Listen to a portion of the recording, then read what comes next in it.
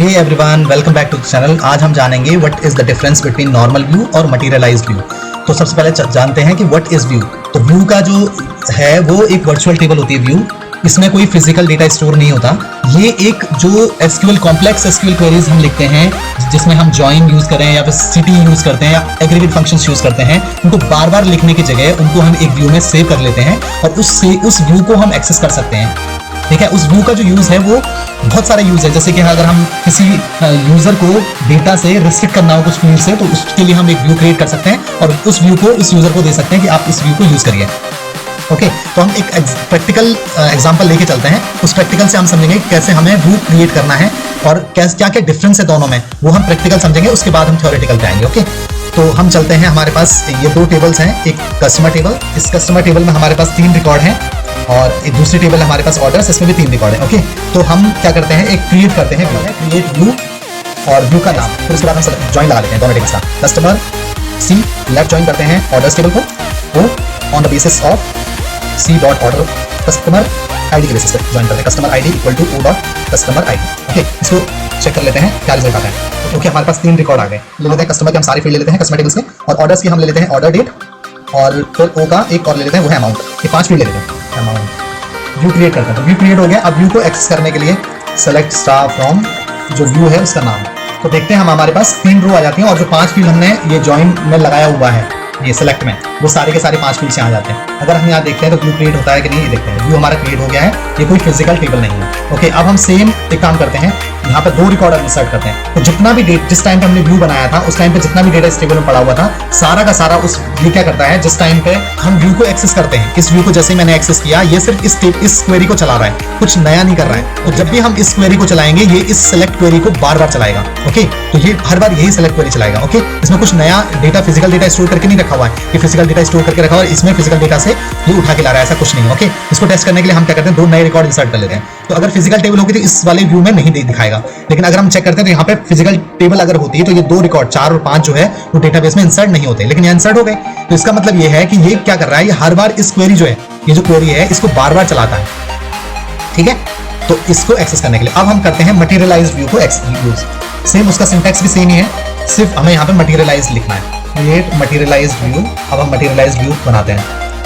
हमारा materialised view बन गया है। यहाँ पे रिफ्रेश करते हैं तो देखो हमारे पास ये मटेरियलाइज्ड व्यू बना। अगर इसको मटेरियलाइज्ड व्यू को एक्सेस करते हैं यहाँ पे हम, तो हमारे पास इसमें 5 रिकॉर्ड आने चाहिए। ओके, 5 रिकॉर्ड आ गए। अब हम क्या करते हैं, इस 5 रिकॉर्ड ये क्या करता है, मटेरियलाइज्ड व्यू फिजिकल टेबल बना रहा है। यहाँ पे ये फिजिकल टेबल है, यहाँ पे वर्चुअल टेबल नहीं है। अगर मैं 2 रिकॉर्ड और इंसर्ट करता हूँ, लेट्स से 2 रिकॉर्ड और इंसर्ट करते हैं यहाँ पे, इसको फिर से इंसर्ट करते हैं। ठीक है, 6 और 7। अगर हम इसको यूज करते हैं मटेरियलाइज्ड व्यू का जो सिलेक्ट करेंगे तो यहाँ पे 5 रिकॉर्ड आ रहे हैं। अगर हम यही चीज व्यू को यूज करते हैं, व्यू यूज कर रहे हैं तो 7 रिकॉर्ड आ रहे हैं, और मटेरियलाइज्ड व्यू यूज कर रहे हैं तो हमारे पास 5 रिकॉर्ड आ रहे हैं। तो रीजन इज मटेरियलाइज्ड व्यू में फिजिकल टेबल बनती है।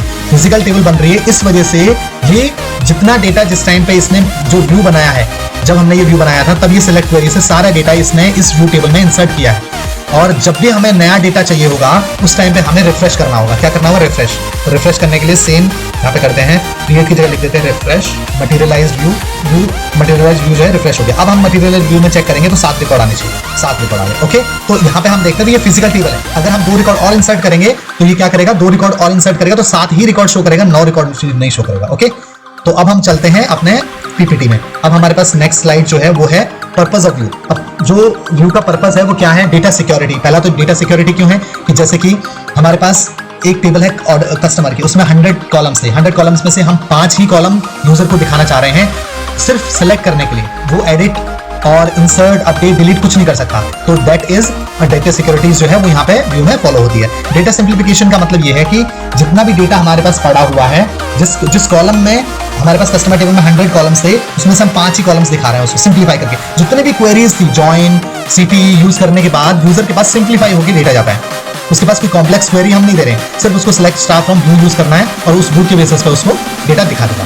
लॉजिकल डेटा इंडिपेंडेंस, इसका मतलब ये है कि अगर हम कस्टमर टेबल में 100 कॉलम्स पहले थे उसमें 2 कॉलम और ऐड कर देते हैं, लेकिन क्लाइंट को हम 5 कॉलम्स दिखा रहे हैं, उन 5 कॉलम्स ही उसको दिखेंगे भले हमने डेटाबेस में उस टेबल में भले 5 कॉलम्स और ऐड कर दिए। ओके, रीयूजेबिलिटी मतलब अगर वही कस्टमर टेबल अगर हमें क्लाइंट किसी HR टीम को देनी है तो उस व्यू को हमें HR टीम को दे सकते हैं, उसी व्यू को हम ऑपरेशन डिपार्टमेंट को दे सकते हैं, मार्केटिंग डिपार्टमेंट को दे सकते हैं। तो that is called reusability. Consistency यानी कि डेटा में कोई भी कंसिस्टेंसी जो है वो बनी रहती है हमें। नेक्स्ट अब पढ़ते हैं हम कि क्या डिफरेंस है दोनों में, सिंपल व्यू और मटेरियलाइज्ड व्यू में अब हम पढ़ेंगे और जो हमने प्रैक्टिकल किया है उसके बेसिस पर चेक करेंगे। पहला है डेफिनेशन। तो virtual table based on saved SQL query, जितनी जो डेटा उस क्वेरी से उस टाइम पे उठ के आता है उसी टाइम वो इंसर्ट होगा मटेरियलाइज्ड व्यू में, फिजिकल टेबल बनती है वहां पे और वो डेटा ही वो शो करेगा।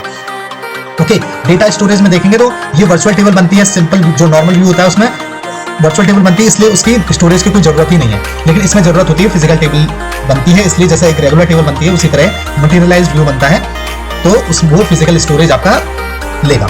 डेटा फ्रेशनेस की बात करते हैं तो जो सिंपल व्यू होता है उसमें हमें रिफ्रेश करने की जरूरत नहीं पड़ती, क्योंकि वो जो SQL क्वेरी है उसको एग्जीक्यूट करता है और शो कर देता है। लेकिन इसमें जिस टाइम पे हमने मटेरियलाइज्ड व्यू बनाया था उसमें वो डेटा इंसर्ट हुआ है, उस वही डेटा हमें बार बार शो करेगा अनटिल और अनलेस जब तक हम उसको रिफ्रेश ना कर दें।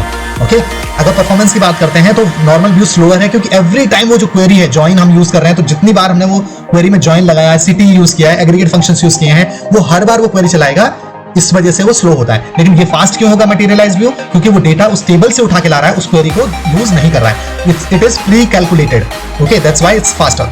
इंडेक्सिंग की बात करें तो सिंपल नॉर्मल व्यू एक फिजिकल टेबल है ही नहीं, तो हम उसमें इंडेक्स कर ही नहीं सकते। लेकिन मटेरियलाइज्ड व्यू जो है उसमें इंडेक्स कर सकते हैं। अगर हम देखते हैं यहाँ पे एक एग्जांपल देखते हैं, तो यहाँ पे मटेरियलाइज्ड व्यू में इंडेक्सेस का ऑप्शन आ रहा है, इंडेक्स हम क्रिएट कर सकते हैं। अगर हम यहाँ पे देखेंगे तो क्रिएट इंडेक्स कर सकते हैं, लेकिन अगर हम व्यू में जाते हैं तो व्यू में हम इंडेक्स नहीं कर सकते, यहाँ पे कोई इंडेक्स का ऑप्शन नहीं आ रहा। ओके, क्योंकि जो व्यू है वो फिजिकल टेबल नहीं है, मटेरियलाइज्ड व्यू जो है फिजिकल टेबल है, इसलिए हम उसमें इंडेक्स कर पाते हैं। नेक्स्ट है यहाँ पे मेंटेनेंस। इसमें मेंटेनेंस की कोई जरूरत नहीं है नॉर्मल व्यू में, और जो मटेरियलाइज्ड व्यू ये फिजिकल व्यू है उसमें रिफ्रेश की जरूरत पड़ती है। कहाँ हम नॉर्मल व्यू यूज करेंगे और कहाँ मटेरियलाइज्ड व्यू, यानी कि जो भी लाइट वेट क्वेरीज हैं, जैसे किसी को रियल टाइम डेटा चाहिए या फिर ज्वाइन हमें लगाना है, जो सिंपल ज्वाइन है या CT यूज करने हैं, तो उस टाइम पे हम इसको यूज कर सकते हैं। और ये बेसिकली रियल टाइम डेटा के लिए यूज होते हैं। जैसे मार्केटिंग की टीम का बंदा आता है, कहता है मेरे को अभी देखना है कि मेरा कितनी सेल हुई है, ठीक है, और उसके बेसिस पे उसको कोई डिसीजन लेना है, तो उसके लिए हम एक सिंपल व्यू बनाएंगे। लेकिन जो उसको एनालिटिकल क्वेरीज के लिए या फिर जो डेटा वेयर हाउसिंग के लिए हम यूज करते हैं मटेरियलाइज्ड व्यू, क्योंकि वो दिन में एक बार वो अपडेट होगा, वो रिफ्रेश होगा,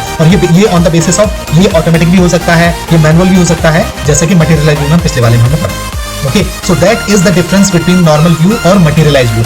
नॉर्मल व्यू जो है वो फिजिकल डेटा स्टोर नहीं करता, लेकिन materialised view physical data store करता है। So these are the differences, इसके बेसिस पे हम इंटरव्यू में ये आंसर दे सकते हैं। So thank you so much for watching this video.